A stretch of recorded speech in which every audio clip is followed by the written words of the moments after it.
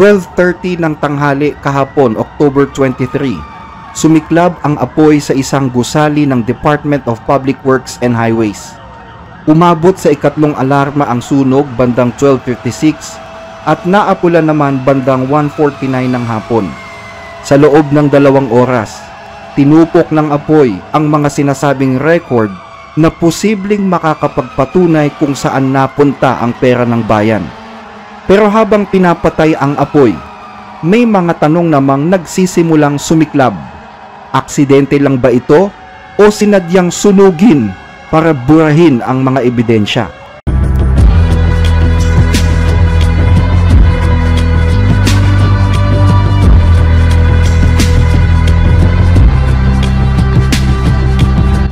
Bagaman mahigit 1 oras lang ang itinagal ng sunog sa isa sa mga gusali ng DPWH sa Quezon City, hindi maiiwasang mangamba ng publiko sa posibilidad na may mga ebidensyang nasira o sinadyang sirain na maaaring makatulong sana sa investigasyon ng iskandalo ng korupsyon na kasalukuyang yumayanig sa ating bansa.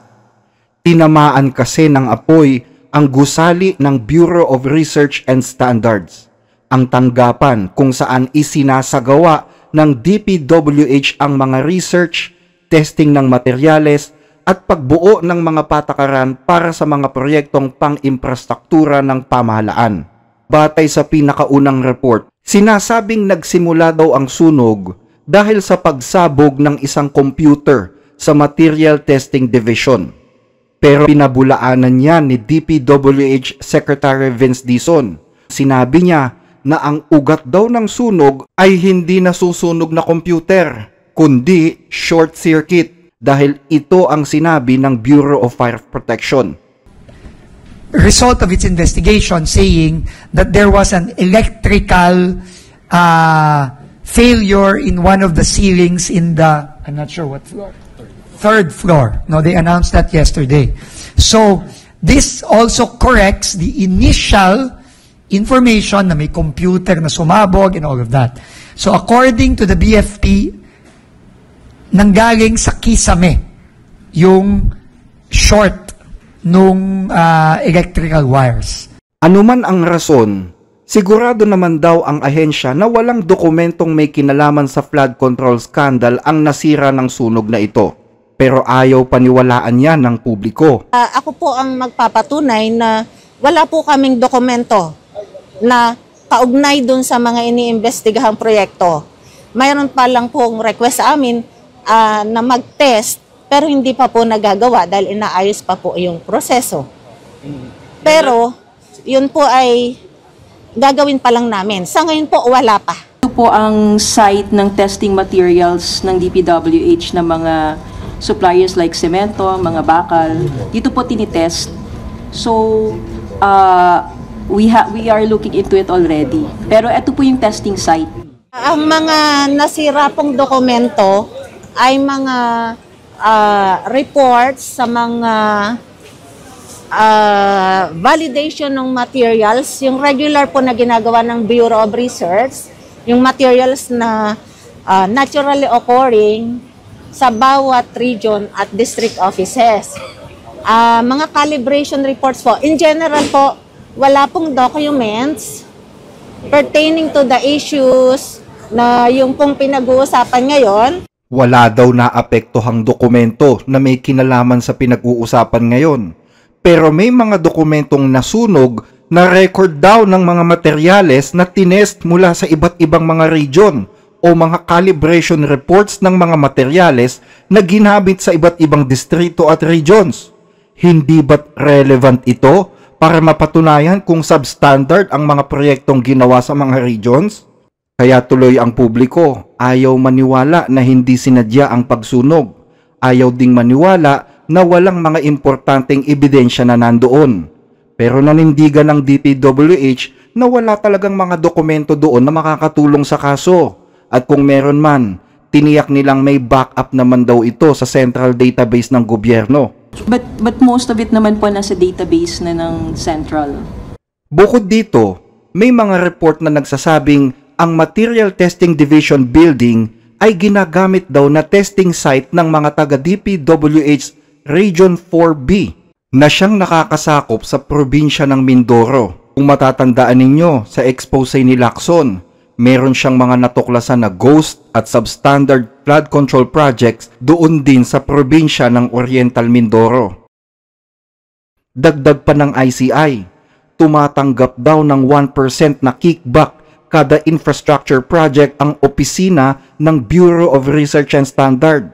Sinabi daw yan sa kanila ni Bryce Hernandez na dating Assistant District Engineer ng DPWH na tinanggal na sa pwesto.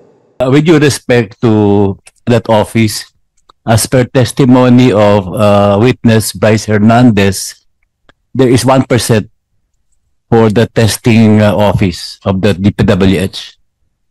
Per voucher is 1%. Thank you. Kung tutuusin pala, ang nasunog na opisina ng DPWH ay hindi lang basta nagtataglay ng mga importanteng dokumento na makakatulong sa investigasyon. Posible na sila mismo ay sangkot din sa katiwalian dahil tumatanggap sila ng 1% sa mga proyekto. Sabi tuloy ng ilan, baka naman sinadya itong sunugin para walang ebidensya na magsasangkot sa kanila. Dahil dito, hindi inaalis ng ICI ang posibilidad na arson ang nangyari. I hope it is not arson. At may posibilidad din na sunugin ang buong gusali sa susunod para ubusin ang lahat ng mga ebidensyang magtuturo sa mga sangkot. Kaya naman agad na hiniling ng ICI sa COA na isecure na ang lahat ng mga records nila. Lalo ngayon na napapaulat na may malawakang pagsira at tampering na nagaganap sa mga opisyal na dokumento ng DPWH.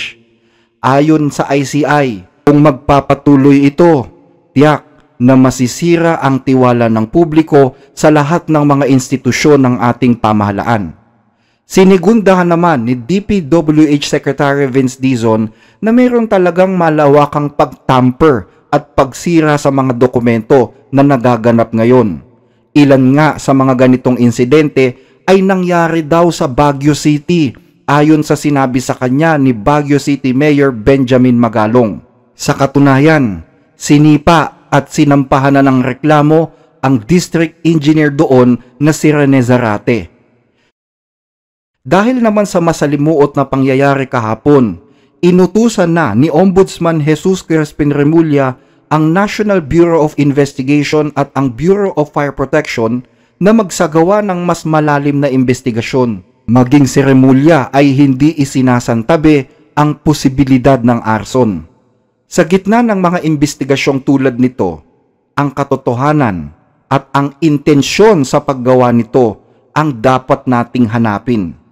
Magkaiba kasi ang epekto ng aksidente at ang epekto ng sinadya sa pagbuo ng reaksyon ng mga tao.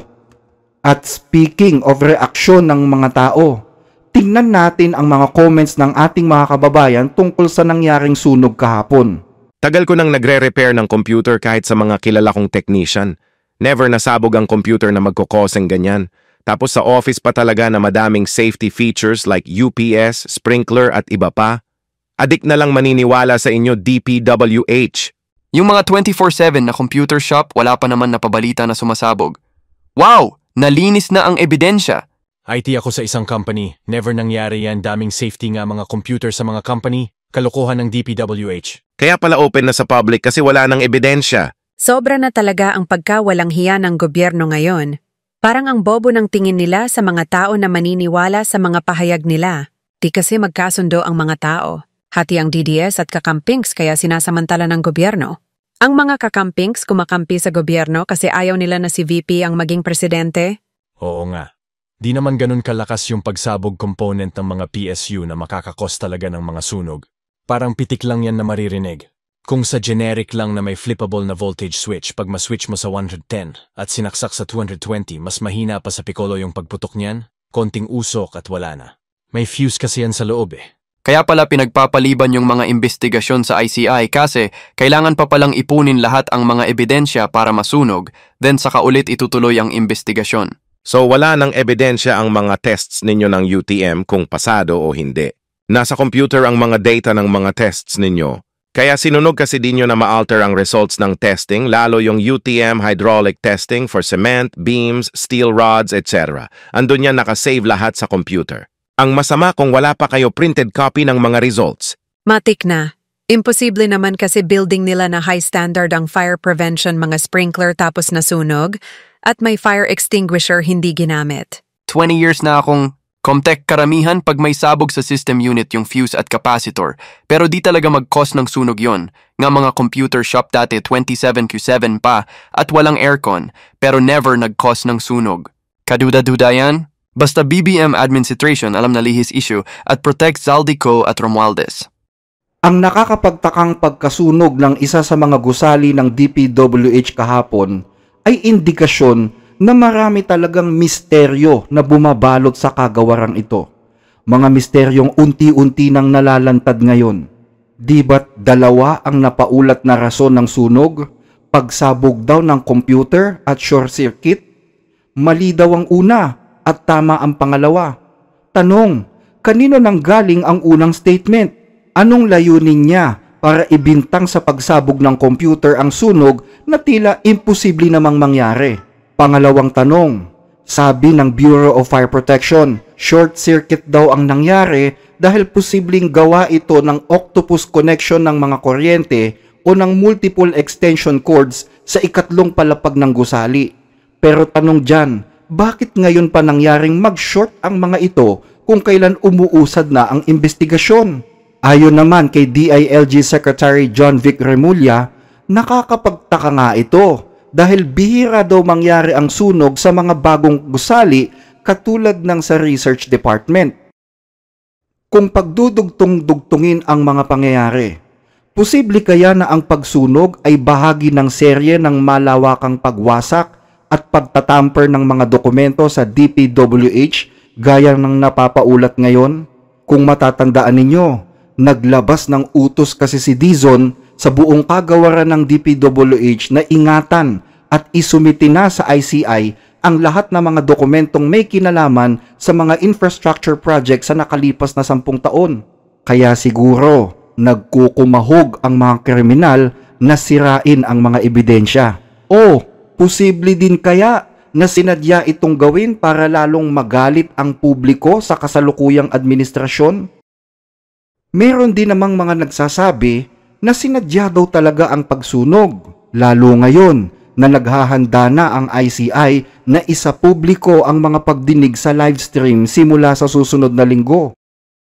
Aksidente man o sinadya, isa lang ang malinaw.